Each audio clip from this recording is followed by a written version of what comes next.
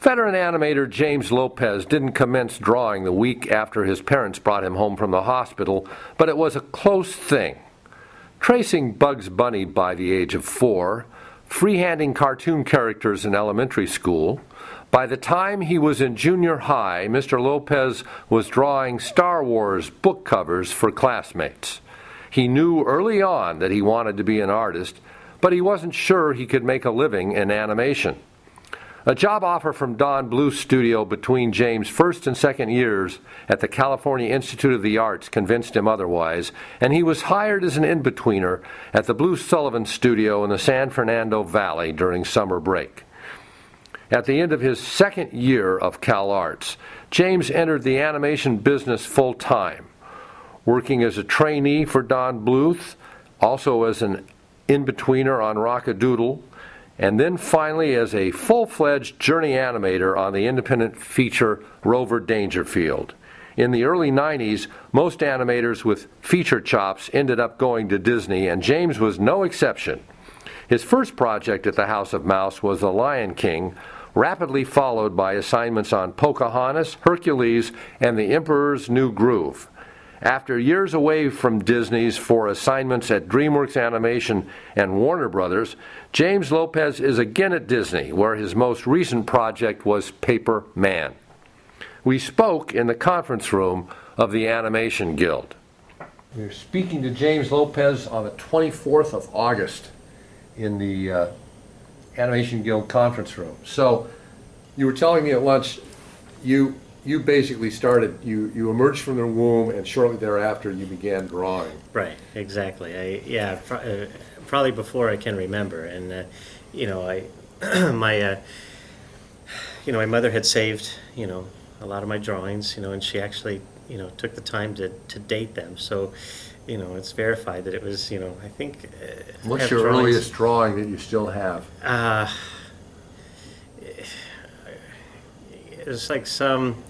It was probably like some tracing of Mickey Mouse or something like that from like 1975. Really? Yeah, I mean, oh it was like dated when I was like 5 years old, So when you look at these, because you've still got these, because your mother saved them, what goes through your mind as you look at your drawings through the years, especially in elementary school and when you were preschool and all that? You look at them and go, yeah, I can see where this guy was going to become an artist. Or I realized looking back at my drawings, what I was doing was I was drawing these epic scenes and characters in unconventional poses other than the stereotypical hand on the hip hand out kind of a thing. And I was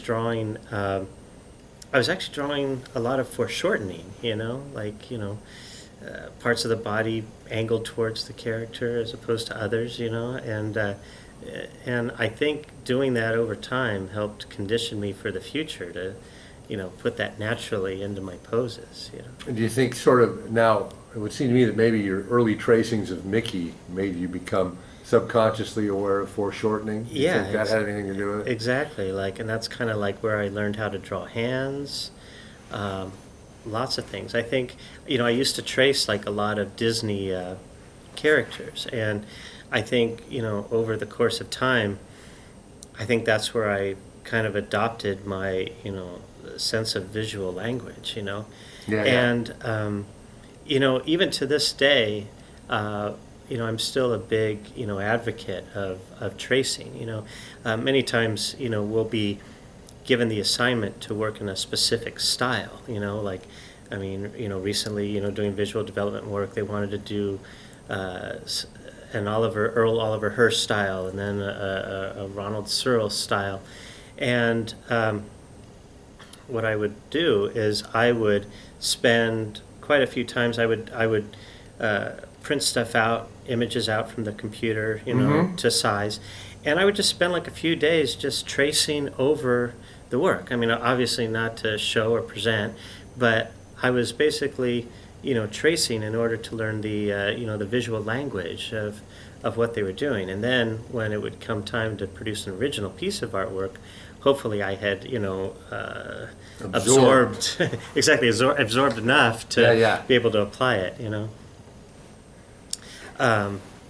So, yeah, it goes all the way back, to being a child and tracing, and that's how I really learned how to draw is through So tracing. tracing has its uses. Absolutely, I know. I know. At one time, it seemed like always frowned upon, like we were just copying and stuff. Well, I'm not copying. I'm actually learning, and Trying to so, figure out how yeah. somebody else does it and approaches it. Exactly, and sometimes you'll never really figure it out. I think it's something where you discover it for yourself. Like if you ever get to that point where you learn to draw like Cyril, you may not approach it like how he would in his head, but you approach it the way you now do to hopefully achieve the same results. So it's almost like the end You're justifies the doing means. it your version through his filter. Exactly. Yeah. Okay, so the tracing years pass. You pass through the tracing years, and then you're drawing. Do you remember consciously when you started saying, I'm going to stop tracing now. I'm drawing my own stuff. Yeah. And you started by elementary school, or even before, were you drawing your own stuff? Yeah, like I had actually created my own character, my own personal character, and I made my own little mini comic books. I mean, they weren't really that elaborate. I mean, they were just basically squares sectioned off evenly on a piece of paper. 4 or 6 panels and yeah, 4 or 6 panels. dialogue balloons. And I drew on whatever I could draw, whatever paper was available. And as a matter of fact, my story is that, I mean, my parents were well-to-do, but to, keep someone like me stocked with paper was, quite an investment. And I would just do these drawings and chuck them away. So I would go through it like a termite or something like that. And my next-door neighbor worked for an aircraft company, and he would bring home his reports, and I would actually draw on the backside of these reports. So I was Free actually paper. Yeah, I was actually recycling it before it was really popular, and so I had limitless amounts of paper, and I remember being in school, we would get these nice like nice bond paper to draw on, and they'd give out a sheet to everybody and expect to draw in class. But it was like to get like a really nice sheet of paper. It wasn't something that I wanted to waste. On the back. Yeah, exactly. It's like I didn't want to waste it on a spur of the moment idea. So I used to save it. I just used to not draw in class, and I used to put it in my backpack, and I would stockpile this little stack of bond paper and save it up for like a really good piece that I had in mind to make, But going back to my character, If you did comics, now I have a question which Yeah. I ask every animator. Uh-huh.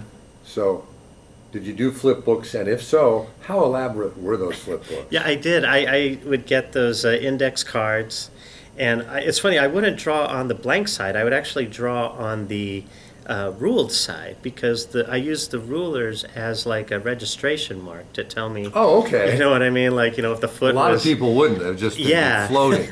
No, I would use the rulers, the guide rulers as a guide, And I made a few, just like run cycles and stuff, but not a whole You didn't lot. do airplanes crashing into buildings. Well, yeah, those I did on my textbook. Well, okay, that was the next question. The guy running across the top of the text, and then he parachutes down. Right, the right. side, You'd do that, yeah. Right, yeah. It's just how many 11-year-old boys have destroyed textbooks Right, by exactly.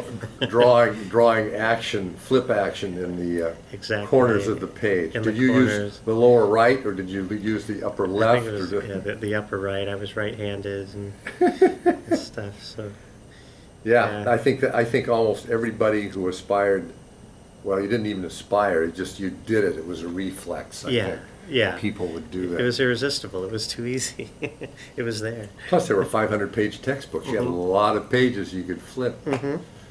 And I figured the next guy or next person would appreciate it.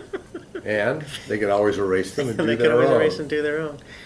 Now, you said that you got into doing a lot of artwork in elementary school, and were custom designing book covers. Yeah, like How did that all come about? Well, it was I think because I started doing it for myself. In our day we'd have our textbooks and we would take the brown grocery bag and we'd fold it up in a certain way and we'd Cut it with a scissors. cut it with a scissors, fold it over, create like the leaves so that it would stay, and then you had this blank canvas basically. So what did you want to put on it? So again, like I would draw these like epic scenes of mostly Star Wars. I think at the time was the most popular thing, and various things, and I would draw it, and then my classmates would see, oh, that's a cool book cover, do mine, and I'd be like, okay. So did you schedule appointments? I don't know. I think I just took turns. I was always busy. And it avoided conflict. Avoided conflict. I know. Yeah, I was saying. It kept me out of fights at times. Yeah, don't beat him up, man. He's cool. He did my book cover. That's right. Don't hurt me. Don't hurt my hands. Yeah, don't hurt his hands. So by junior high and high school, are you pretty much determined a life of art is the way that you're going to go? Yeah, I think that was a thing, and thankfully I had really good support of my family and friends. I'd go to visit my aunts and uncles and cousins in El Paso, Texas, every summer, and I'd always draw for them, and they'd see what I was doing, and they would always say, "Oh, you're going to work for Disney one day," and you were right. Yeah, I used to scoff and laugh it off. Yeah, right. Yeah, maybe someday when I'm a whole lot older, probably as old as I am now. I mean, I honestly thought back then that I would be as old as I am now, just starting there as an entry level position. Really? I didn't think. I thought differently. I didn't know very much. It was a golden palace at the end of the road. Exactly, it really was. So I had the support of my family, and and I had thought that. But the thing is at that time, this was like the mid '80s, and at career day at school, they're asking you to think of your career, and the expectation is to pick a responsible one. Right. And at the time, the industry didn't seem to be really flourishing a whole lot, especially, for, features, which is what I kind of wanted to do. At that time, there was really only one option to work, and that was at Disney. Right. So it seemed kind of irresponsible to kind of pursue this career path with only one possible employer. Right. So I had the mindset to kind of go into advertising because I felt as though there was a broader, marketplace for that, or broader opportunities to. Thinking of New York, maybe? Sustain a career, possibly. I mean, wherever advertising takes place. I didn't really know. I just knew, advertising seemed to be the closest, most, visible form of a artistic career, creative outlet, career choice, But then, through the course of, teachers saying, well, find out which school you want to go to. At that time, Don Bluth was, operating, and so I thought to write him, Now, where was your house? Where was your high school located? It was in Cerritos, California. Oh, okay. Yeah. So you were Southern California. Southern California, yeah. I was born and raised here in Southern California, and so he was local, and instead of going to visit him, I actually wrote him a letter, an actual letter on my mom's typewriter, and I got a response back from his assistant, in which case, he wrote back, saying, go to California Institute of the Arts, and I didn't know much about it, so I looked into it and took a tour there, and I said, this is the place to be. I mean, I saw what all of the students were doing, and all of the work looked really professional, and I thought, this is incredible. This is the place to go, And I figured, well, I was young enough. I said, look, I'll go for it. I'll pursue it, even if it's only for a year or two. If things don't work out, I would still be young enough. I could switch gears, go into advertising, But I at least want to kind of play this out, Advertising is a backup position. As a backup, yeah. And then you get to Cal Arts. Now, did you have trouble getting in, or was it like they saw your portfolio and ba-boom, you were in. And what did you put in your portfolio? Probably you followed their instructions? Yeah, they had like kind of like a preview day in which you could bring whatever drawings you had, and they would have somebody on staff, I'm not exactly sure who, it was probably a member of the faculty, and they would take a look at what you had, and they would advise you on, oh, we'll put this in, don't bother putting that in, kind of a thing. And I remember kind of looking up, because it was an open air venue, and I remember looking up and seeing what seemed to be like students who were currently there that year, looking over the edge, looking down the see balcony. who are the prospects coming through the gate, and I was like kind of intimidated a little bit, but but I put stuff together. I think I just put it into like a little manila envelope, not like an official portfolio. I just put a bunch of drawings in an envelope, sent it in, and then I got an acceptance later shortly after, to my surprise, and all those book covers paid off.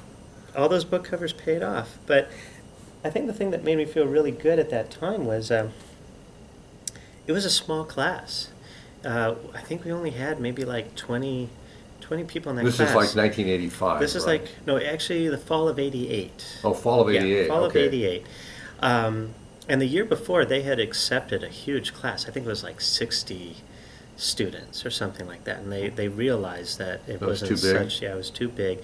So the following year, being the year I was accepted, they decided to scale down, which kind of meant like, well, they had to be more picky about who they, accepted into the program. And I think, the fact that, I was able to get in, I think it made me feel good, And I knew friends that didn't initially get in, but were able to get in later, I think after a few students had probably dropped out. But it was a really neat experience, because it was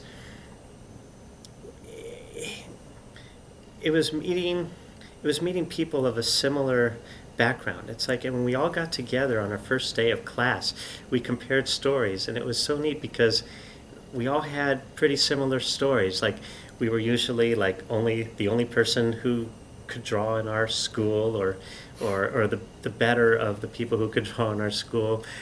We all had the same book, The Illusion of Life. We all probably drew for the school newspaper. We all seemed to follow this similar thing, Yeah, and that reminds me of the thing that you said earlier, which was you got into doing animation and drawing using the Preston Blair book from Walter Foster Art Books. And what was you had no idea, you got that so young that you had a total misconception of what that book was. Yeah, I'm almost embarrassed to say that I didn't get it, that it was an animation book. I thought it was a clip art book. Yeah. With all the poses. I thought it was for artists to give them different options for, like, if you wanted to, have somebody throwing a baseball, there wouldn't just be one pose that you could do. It gave you several different options, you didn't get that he was trying to teach you follow through an animation. Exactly, I totally didn't get it. It wasn't until later that I kind of read it over again, and then it finally clicked. And you went, that's what this book is. Yeah. But did you use a lot? Did you draw out of that book? Yeah, I did. I drew a lot out of that too. And I traced and I copied. So without knowing that was an animation. Without knowing book. what it was for. Yeah, exactly. So the kids coming in with you at Cal Arts, were they from all over the country? Were they mainly from California? A lot of them from California. One was from Texas. I forget where the other's from. The other one was from Georgia. So they were from all over. They were from all over, yeah, from across the country. Yeah. And what was the curriculum like in that first year when you were? We had, I think, like 2 animation classes, a character design class, a design class, which was really interesting, and a life drawing class, and a layout class. Yeah, I think it was. Yeah, so it wasn't a lot of classes actually. It was. And you bore down on all of them, and. Yeah, I think. Yeah, I was really into the animation classes. The one class that I did have a little problem with was the design class. It was a foreign concept to me, and I didn't quite get it at the time. And what was foreign to you? Well, is the abstractness of it all. Like our assignments would be basically to take, like a square, a circle, and some wiggly lines and configure it in a certain way to create an ultimate design. And it didn't make sense to me either way. And it wasn't until the teacher his name was Bob Winquist. Oh, yeah.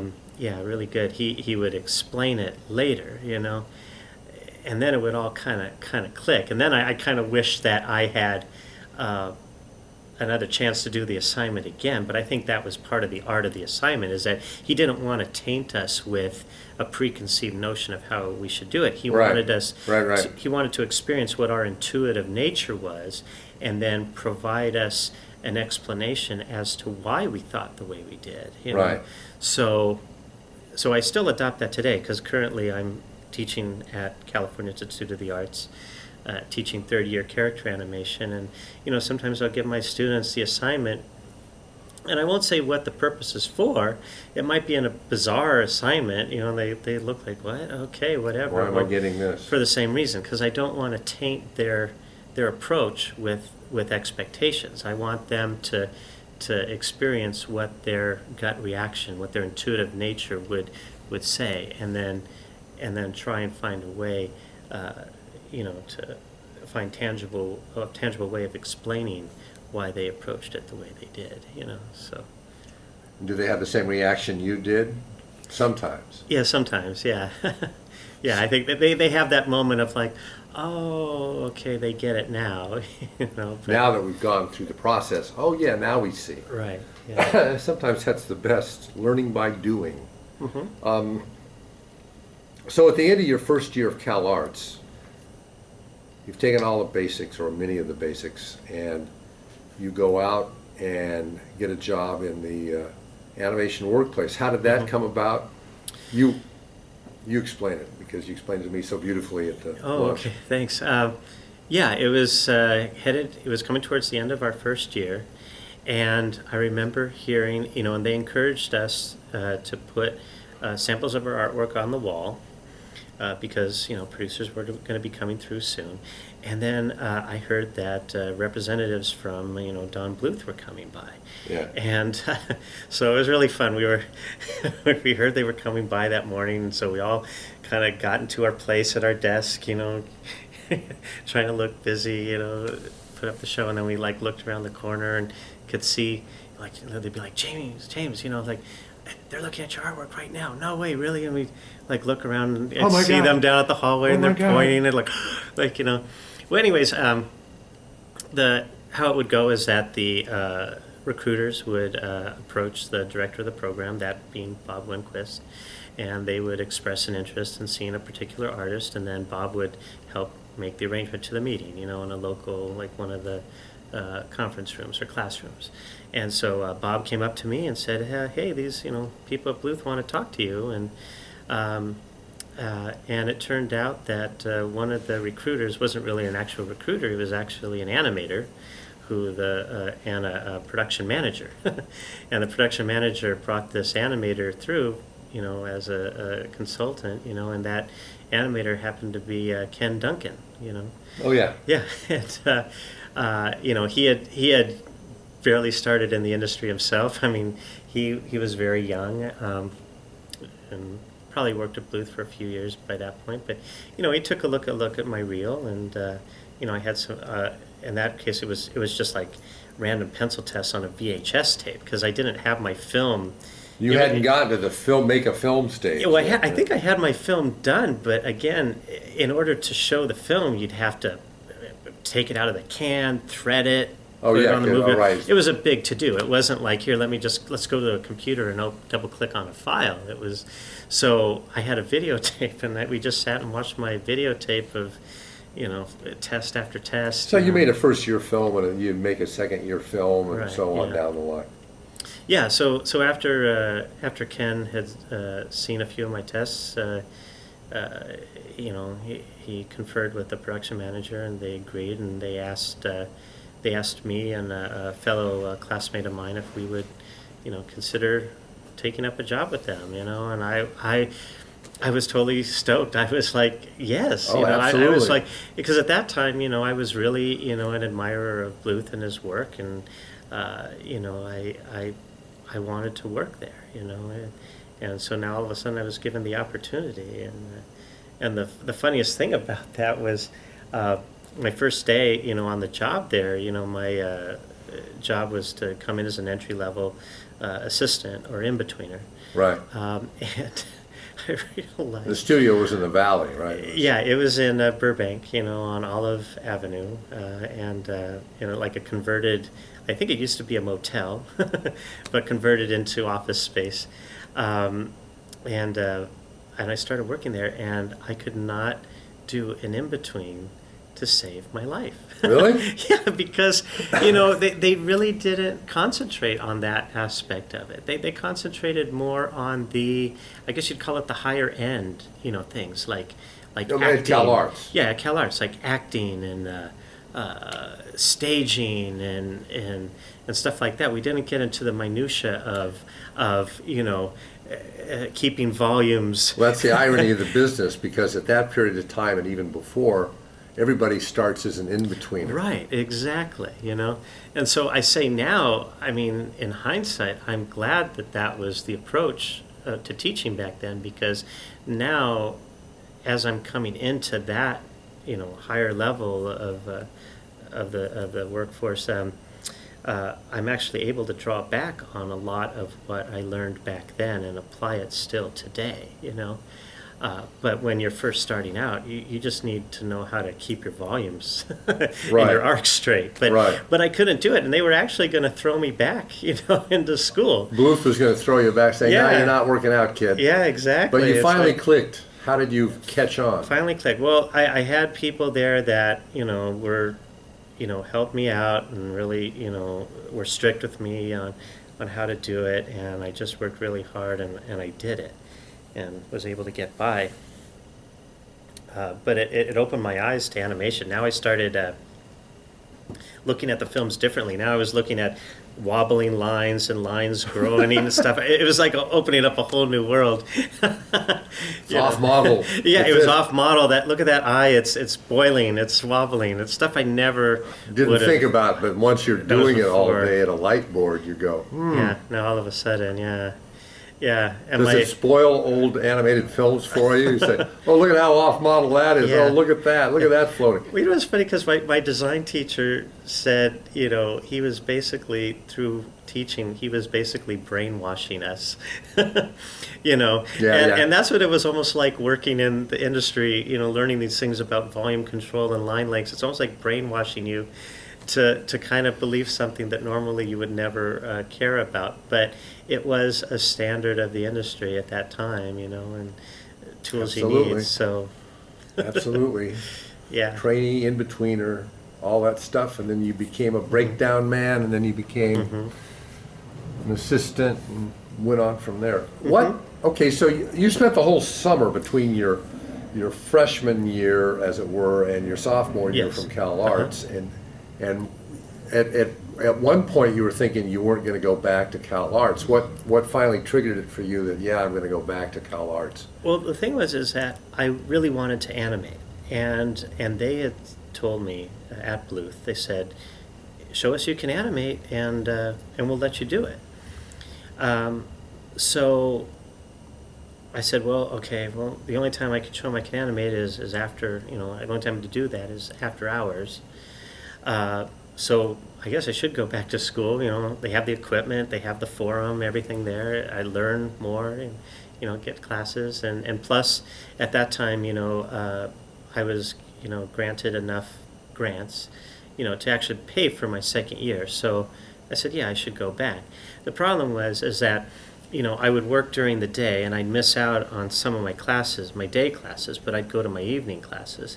Oh, wait, And, so you were still working at Bluth when classes started? yeah, exactly. I was actually kind of going, I was working full-time and going to Cal Arts part-time, really. Oh, really? And this Yeah. is year 2? This is year 2, yeah. And it got to the point where it was becoming too difficult because I was doing really kind of like cleanup and rough in-betweens for Bluth were practically like cleanup, except instead of using a lead pencil, you were using a blue pencil. But the approach was very defined. Right. Work very tight and defined. What picture you were trolling at Central Park? Well, no, actually, at that time it was Rockadoodle. Rockadoodle. Yeah. And so it was hard, drawing really tight during the day and expect to loosen up in the evening, to do proper rough animation. That was fine. That was fine while the first semester, because I was getting my story together and doing class assignments and stuff like that. But once it actually came time to dedicate full time to my film, I had to make a tough decision, and that was to quit my job at Bluth to go to school full time. So this was by the time you got to the end of the first semester of your second year. Yeah. Christmas time or shortly Right. after, you went. Yeah. You pulled the plug. Yeah, I went to my production manager and I said, "Look, I need to do this. I need to go back to school full time, but I really want to, keep my relationship with you guys." And I remember the production manager at the time was probably taking advantage of my naivete, and he played that game of like, "Well, if you leave, I only have so many spots. Can't quite guarantee you'll get a job here back." And I was like, it caused me to think, like, what am I doing? It's like, I'm going to school to get a job, but yet I have a job and I want to go back to school. That's sort of strange. How does this working out? Something about it told me to go back to school, and I did. So you went back for that second semester. I went back for that second semester, and I animated my butt off, and I animated, funny, what ended up would be now called a Don Bluth tribute film. My goal was to animate for them, and so I knew I needed to provide for them a tangible example of what style they were doing. I needed to. So you basically did the current Bluth style. The current Bluth style, and it worked, because at the end of the school year, they offered me an animation position. Wow. But not only that, because I learned a lot at Bluth at that time of how they did their storyboards, I had also done the storyboards for my film in the same with the same method that they had used. Yeah. And I had those on display. So when they saw those two, it made them think. And what they did was they offered me this wild card. It was like, okay, we're going to give you a choice. You could either stay here in LA and be an animator, or you can go to Ireland and work with Don as a storyboard trainee. And I was like, oh my gosh, no way. I was not expecting that. And again, my mentality at that time, was, I really admired, Bluth's work. And I said, I want to do this, and. Oh, this reminds me of the thing that you said at lunch also, Mm-hmm. about in your first year at Cal Arts, Mm-hmm. you'd go to the multi-animated feature films at the local mall. Yeah. And Well, because like every Thanksgiving, Disney and Bluth would release their films like on the same weekend. I think it was and that weekend they had released Oliver and Company and All Dogs Go to Heaven. I think that was the two that were up against each other. So we as a class, what we would do is that we would go to the local multiplex and we would buy 2 tickets, one for each film, and we'd see one first, and then we'd immediately go into the next theater and see the other one, and then that evening, all of the entire department would congregate in what they call the Palace, which is their large, meeting room, and we would have a huge debate session. We'd duke it out. We'd set up the chairs. One side was the Disney side, the other side was the Bluth side. And you were on the Bluth side. And I was on the Bluth side. There was maybe 10 of us because our class was small. Because the upperclassmen, the second year students, were more apt to go for the Disney side of things. Right. And we would just duke it out, who was better, which movie won, Who won the debates, or was there a winner? I don't think there was a clear winner. And the funniest thing was, I do remember that first year, is that I think Chris Buck and Mike Giamo had brought Brad Bird to the school. and and he ended the debate right there. He said, "You're both wrong." None of them are Did he give you a reason? Yeah, and what he did was he had screened clips from Lawrence of Arabia and Amadeus for us, and he said that is the ultimate. That's what we, as an industry, should try to strive for and attain, is Up the that stories. level of filmmaking. It's like what you're seeing now it's garbage, basically. I mean, and he was very, adamant about it. Passionate. Very passionate about it, And I think after that lecture, I kind of snapped out of it. He spoke some sense to me somehow, and I got it. And so I started changing my focus, but Story is all.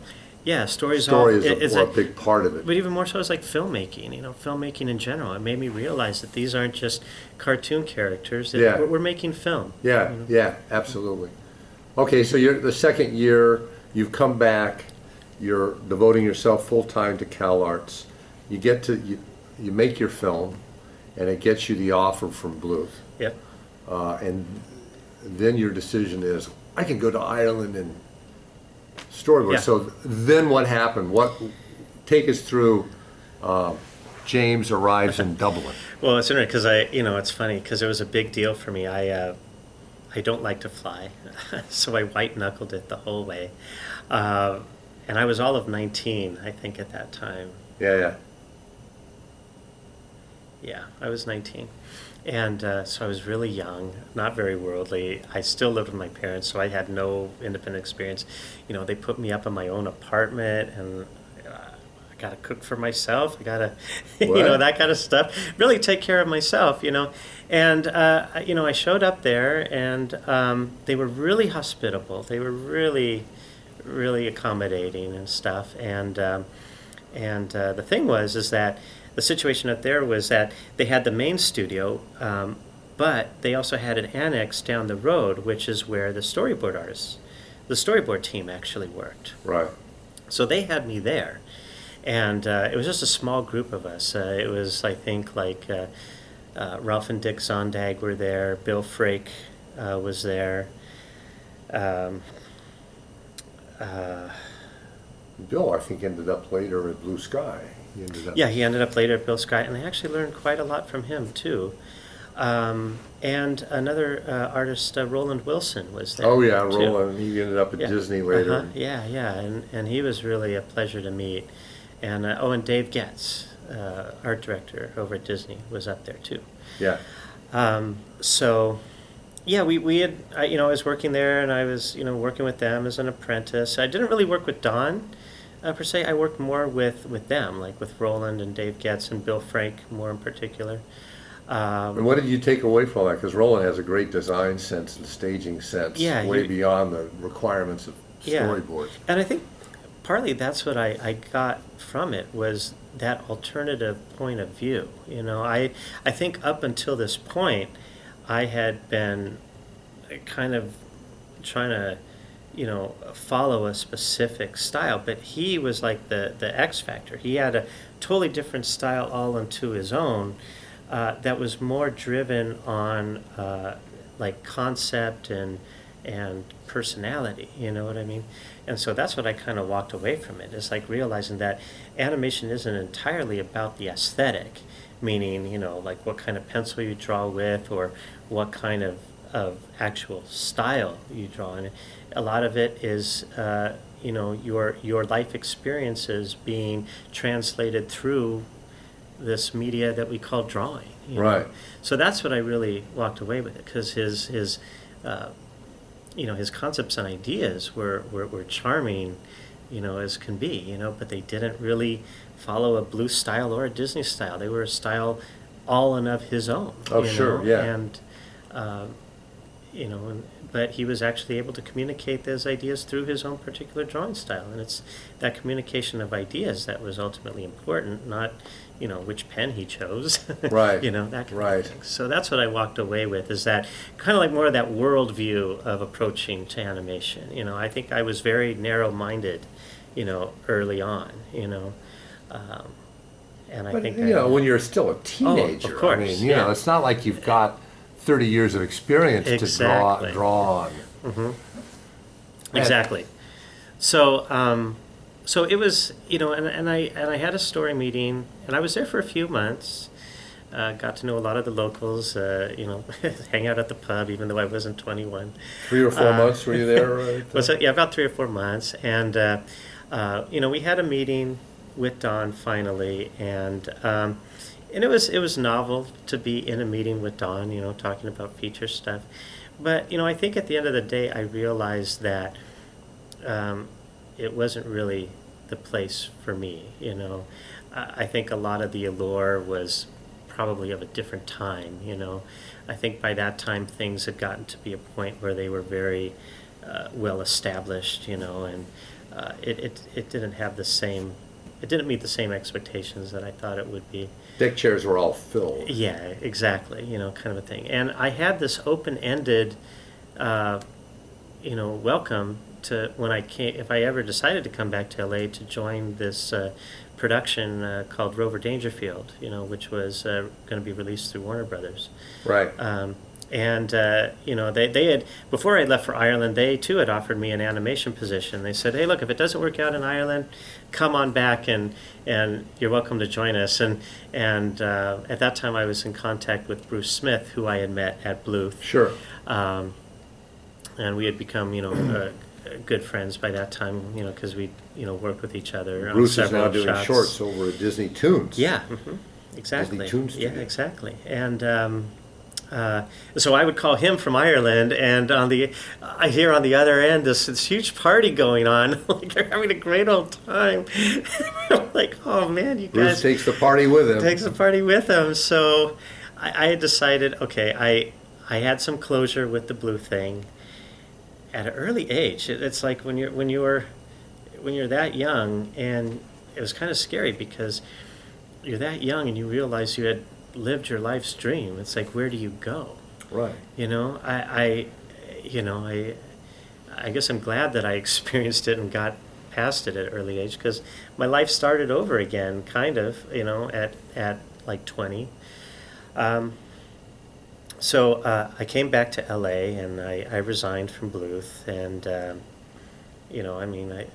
John Pomeroy was my exit interview with John Pomeroy, and he could understand, and he gave me. What his were the good reasons that you gave John that I've got to move on now? I think it was, I can't remember exactly. I mean, it was kind of like realizing, like, just that, like, it wasn't for me, my life's dream wasn't Animation what it would. was more where you wanted to go. Yeah, exactly. And it says, well, you can animate for us. And I said, well, something about it, told me to go to this Rover Dangerfield production. I don't know why. I think because I felt like I had outstayed my welcome at Bluth a little bit, and they were having a great time in Rover Dangerfield, at least from what I could hear over the phone. Yeah, exactly. And so I had, again, wanted to play that out. So I did. I joined up with them. And How long had the picture been going when you got there? It almost seemed like at least halfway through. So you sort of dropped in on the midpoint. Yeah, exactly. Mm-hmm. And what was the first thing that they had you do? You became an animator pretty quickly. Yeah, well, they gave me technically it was an assistant animator, or animation assistant. I can never tell which one. It's basically assistant. Animation assistant. It's basically where you have the same jobs as an animator, but your expectations to produce weren't as much. And you were making less money. And you were making less money. So it was like, where the other animators were maybe like 5 feet a week, all I had to do was 2. But then I got paid half as much. So, but then, and they gave me some good character shots, and I worked with Bruce, again, and, he took me under his wing, and And, Now, had you worked with Bruce before? Yeah, at Bluth, as his assistant. Oh, sure, Yeah. when you were there over that summer and into the first semester. Yeah, exactly. I would do his in-betweens for him and stuff like that. And again, going back to the whole tracing thing, when you work as somebody's assistant and you're doing those kind of like those tight in-betweens, Yeah. it's almost like tracing. It gets to that point where the lines are so close together, you're practically like tracing. So again, I think through osmosis, or whatever you want to call it, I kind of adopted a lot of, Bruce Smith's design sensibilities. And so I learned, a lot there. Yeah. So that's why I say, it's not really possible today as much as it would be yesterday. It would be great to start off as an assistant working with a good draftsperson like Bruce or a Ken Duncan or somebody like that, because you would learn, through them and then take it from there. Mm-hmm. Nowadays we don't really have that. So, people are trying to learn how to draw all on their own when, I kind of learned how to draw through other people. Yeah. Oh, yeah. You know. Now, you were talking about your two most challenging scenes, the long acting scene and also the turkey chase scene. Yeah, one of the scenes that they had given me, and I don't know why, is they wanted to do this sequence with this turkey chase. And they wanted the turkey to run around this chicken coop. But they wanted the chicken coop to revolve, and they had run the budget out on their CG, so they couldn't use a CG chicken coop. But they wanted it to look like she ran around this coop. So they kind of gave it to me. They said, what can you do with this? Yeah. And so I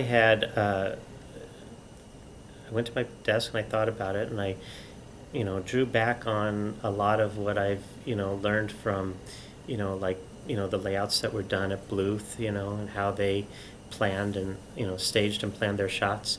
But also, You were stuck back in the layout department animating. Yeah, because when I came onto the picture, being halfway through, they had no more desks in the animation pit. The only desk that they had left was, in the back, with the layout crew. So, so on my breaks, what I would do is I would, kind of hang out. Hey guys, how's it going? Oh, what you doing? And they'd tell me how they put layouts together. Kind of the field guide and that kind of thing, and how they derived their numbers and the grid and all that good stuff. And so I kind of picked up on a lot. And so when it came time for me to come up with this layout for this turkey chase, I drew upon all of this experience, and I came up with this really long warped pan idea. And I met with the layout guys, and I said, well, how does this look? Yeah, come here, take a look. What if we started out, tight, here, like on a 4-field. I was trying to use all the lingo, 4-field, and truck out to like an 8-field, and then we'll stop and then go over. And they said, you know what? That might work. I think that might work. And off you went. And off I went. And I think it turned out okay and solved their problem. And Jim liked it. And Jim liked it, yeah. Jim George, the director, yeah. And then you did a long acting scene. Was that with Rover, or was that? Yeah, no, it was with the girl dog named Daisy, Rover Dangerfield's love interest in the film. And there was a key moment at the end in which, Rover came back to the farm to apologize to her, and she was kind of, not really convinced. She needed to be convinced that he was sincere, in his efforts in the. And it was a really long scene, probably like about 50 feet long. Yeah. And she was just sitting there. It was like from the neck up. And she just had to react to what he was with her saying. face, to what he was saying. And he was behind a tree. So there wasn't anything to kind of divert your attention away from the character. So all of the attention was on the character. There wasn't anything to fall back on, like, as an animator, you think, well, maybe the other guy will animate well, and we'll do a cutaway. We'll do a cutaway or make up or whatever. But it really called upon me to really use a lot of disciplines, all the disciplines that I have come to know, you know, And we're just about learning at animation, that time. that I was just learning at that time. I had to apply them all instantly, and yeah, and it was pretty tough. I mean, as a junior animator, it's so tempting to constantly move things around, you know, Yeah, yeah. just to kind of, you know, Yeah. to keep it alive, you know, and it was a real discipline, you know, to stay within a pose and just have enough belief and confidence in your drawing to stay within that pose for an extended period of time. You know, Yeah. it's like if you got the expression, then you got the expression. You don't need to stray from it. You know what I mean? If it's really strong, you know, Right. you can hold on it for a while if it's truly strong and proper expression. So somehow I did it, and I'm really thankful that I had the opportunity to do it. I'm really thankful So that you they were on that trusted show me. for how long? About 6 months? 8 Yeah, months? only about 6 months. Yeah, it was a pretty short amount of time, and then and then there came a time which, you know, they had to let everybody go. Picture was over. Picture was over, but Tom Wilhite wanted to, you know, keep producing movies, and at that time, you know, he was, you know, smart enough to know that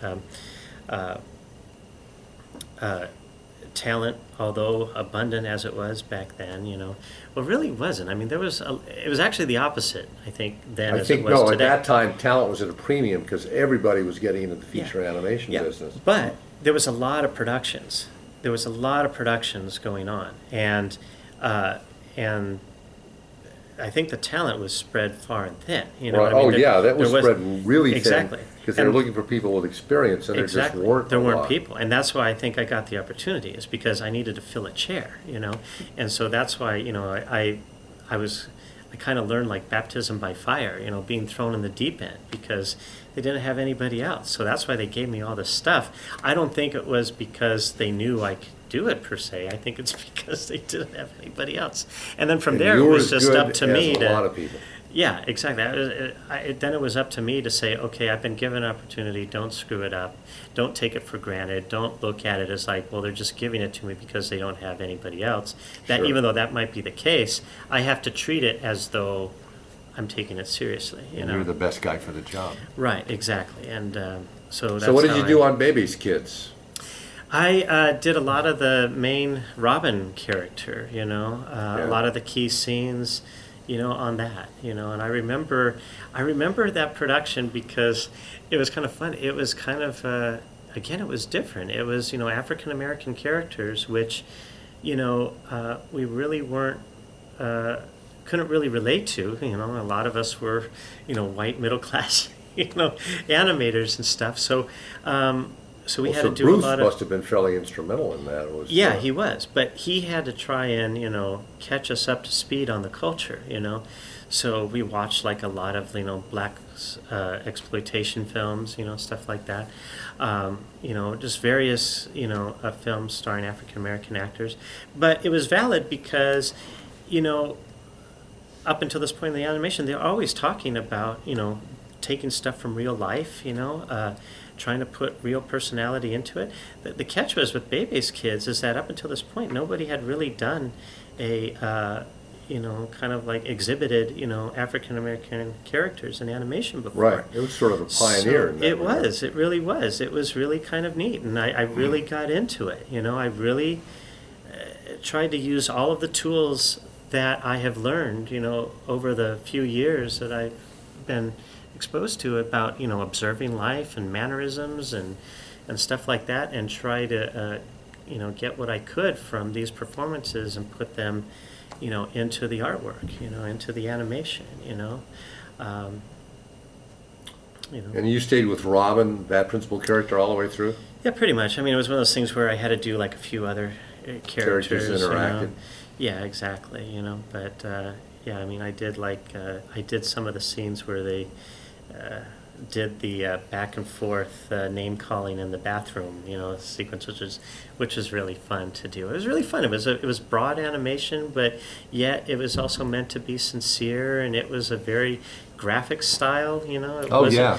You know, which is also really hard too, because, you know, when you work with a graphic style, it's elusive because everyone thinks, oh, it's easier to draw graphic characters. Look how simple they are to draw. There's not much. You don't have to worry about all these hairs and buttons and everything. But actually, it's the opposite. They're the most difficult characters to do because Sure. you don't have a lot at your disposal to play with. You have to be really smart about your choice and application of design to make these things work. And that's, again, going back to Cal Arts, to that design class that Bob Winquist, had done for us, that I had to go back, and think, And like, draw okay, from yeah, that. what is this So you about? designed, you were on that picture from the get-go, so Yeah, you mhm. designed some of the characters probably, right? Or No, had I a didn't hand in really. it? No, I didn't really design them. I just kind of solidified them a lot, Oh, I through see. through the process Who of did the animating. principal early creation of those character designs? Is that Bruce? Yeah, they were all Bruce's. Yeah. And then you just have to tie certain parts of them down. Yeah, but the thing was, again, because I had worked with Bruce on Rockadoodle, as his assistant, and as his animating assistant on Rover Dangerfield, I was real akin to his design sensibilities. So it was a natural fit. I mean, I could actually follow through on Bruce with Bruce's style, and Yeah. and provide a good facsimile of, of what he would do. And then Bruce went on and he's been all over. I mean, he's done Yeah. The Proud Family, and he's And done then a lot of pioneering. Yeah, and then he Black. left and he did the Proud Family and stuff, and I hadn't worked with him on that. I kind of took my own course. I think at Hyperion, after Bebe's Kids, they really didn't have a project lined up, and I was feeling a little stagnant, and I really wanted to. I was charged, and I was young. I really wanted to do, a high-profile project, but there was nothing coming down, the pike. It was just like it was a TV show. I think were starting up, and then Sure. I got this call from Steve Moore, who had worked on Rover Dangerfield, as well as Hyperion for a little while, and he asked me if I would come join him on his development team working on this proposed Betty Boop feature here in Burbank. And it's funny because I was such in the mindset to leave Hyperion. He asked me on the phone, he said, so when can you come over? And I didn't realize that he was asking me, do I need to give 2 weeks notice? Oh, okay. I thought he was asking me, like, I said, I could be there in 20 minutes. You're in Burbank, right? He's like, no, I mean, like, do you need to give 2 weeks notice or what? I was so ready to leave. So you compromised and gave 1 week's notice. Exactly. And, I met with Tom Wilhite, who I really respect. I mean, he gave me great opportunities, and I met with him sincerely, and I told him, I said, look, I appreciated everything he's done for me, and I said, I have this opportunity here before me to take. I really want to, pursue this. And, Yeah. And he totally understood, and again, gave me his good wishes, and, Off stuff you like went. that. Yeah, on good To Betty terms. Boop. Was that Yeah. also?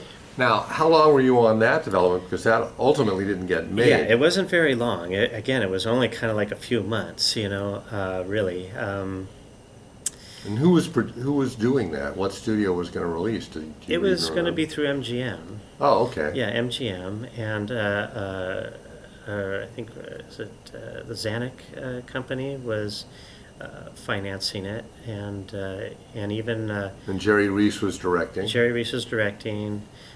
Steve Leva was producing, and Richard Fleischer was part of it too. He was kind of like an executive producer, I think. Sure. So Get he the was old very Fleischer present. Yeah, he would take a look at what we were connection. doing. Yeah, and it was going great. I mean, again, it gave me a chance to do a production design, more like character design, trying to come up with modern ways to, treat rubber hose characters, to make it more akin to doing full feature, but not Yeah. quite the rubber hose kind of a thing. So it was a good exercise. It was a good experience that way. Did you do any test footage, or did you? Yeah, and we even did some test footage, test animation on it, and Yeah, and that was kind of fun, how to turn that Betty Boop head around, Usually she would stay at one side, but we had to, convince them. Had to move it around. Right. So do you have any idea why that picture ultimately wasn't made? Yeah, what had happened was they had a change of, I guess, executives over at MGM, and That'll do it. Yeah, that'll do it. As you know, the new guy wants to, take out all the old existing projects in place of their own, and so it just got shelved. Yeah, yeah.